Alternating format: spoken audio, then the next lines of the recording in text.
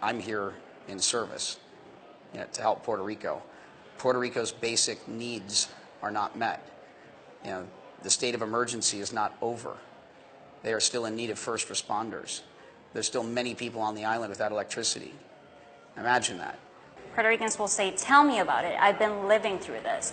So you knowing that Puerto Rico has a history of colonialism, surely you understand why seeing a group of people who don't understand what Puerto Ricans have been through coming in and saying we're here to save you is a little bit offensive. Puerto Ricans don't need our help. They can do this on their own. There is so much talent on this island, it's incredible. What I can directly bring down here is capital.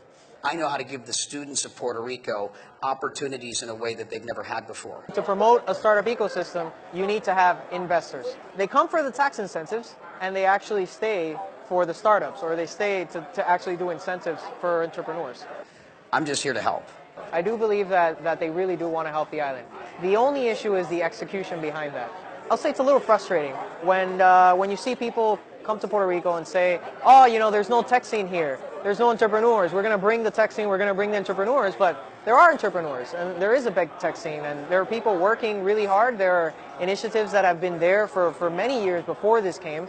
And it would be great if they integrate instead of just going on panels and making blanket statements that none of this exists. I think what Puerto Ricans are skeptical of is that attitude.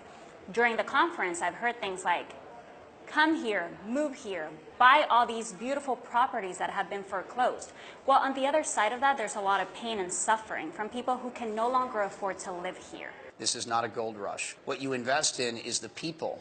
And when it comes to Puerto Ricans, they don't want some savior to come down and save them. They just want people to integrate into the community and support the local causes that are already being executed. The first thing I tell everyone when they're coming down here is, if you'd like my help, then come to me with your Puerto Rican partners. And they've found the right people on the ground from here that have been trying to tackle these problems for weeks, months, years, or decades.